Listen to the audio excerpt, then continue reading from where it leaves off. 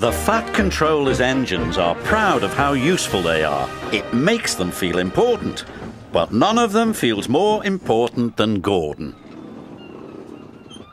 "Watch out," Gordon wished. "You'll get my paint all sooty." "Pulling trucks is a sooty job," teased Salty, "but then you wouldn't know." "Of course not," Gordon huffed importantly. "Express engines don't pull trucks. It wouldn't be dignified." "Dingy-fried," puzzled Percy. "What's that?" "Dignified," Gordon corrected. It means someone's too big for his buffers," teased Salty. "Pah!" said Gordon, and he puffed away. That evening, fog covered the island of Sodor. Everything slowed down, and soon the docks were packed with waiting trucks. This caused confusion and delay. The Fat Controller came to the sheds. He was in a great hurry. "Henry, Thomas and Percy," he said, "you must go to the docks immediately." "Yes, sir," they whistled.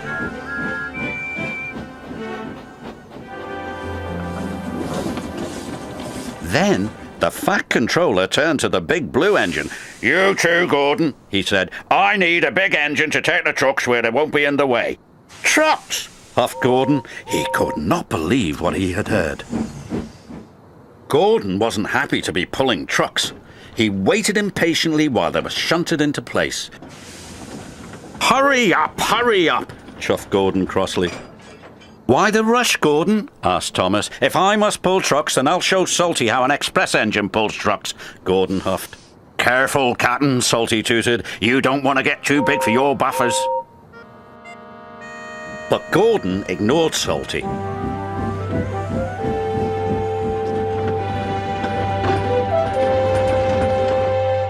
The next morning, Gordon raced along with his heavy load. "Now this is how you pull trucks," he puffed.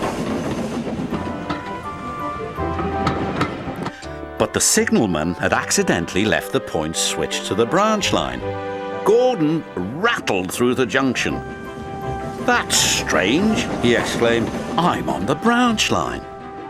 "Oh no," the signalman cried. "Express trains aren't supposed to go that way." But it was too late. Gordon had already raced into the distance. The old branch line was weak and rusty. There were signs warning all the trains to go slow. But Gordon ignored the signs. "I'm an express engine, I don't go slow," he said, and he went even faster. The branch line couldn't take his weight, and the rails buckled. "Oh, help!" Gordon cried as he slid off the tracks and into a field.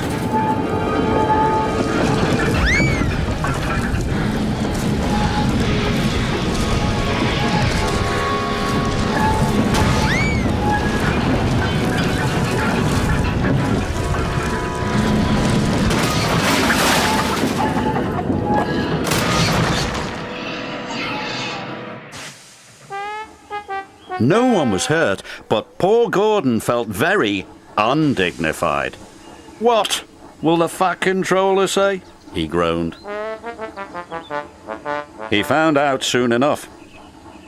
"Well, Gordon," the Fat Controller said, "you wanted to show Salty a thing or two, and you've certainly done that. You've shown him how silly it is to ignore go-slow signs." "Sorry, sir," said Gordon, and he let out a sad wheesh of steam. Gordon was soon repaired and back at the docks ready for work, but he was very unhappy with himself. "Everyone makes mistakes," said Thomas, "even you." "Salty's sorry he teased you," puffed James. "And I'm sorry I was too big for my buffers," chuffed Gordon. And all the engines gave a jolly toot, even Gordon.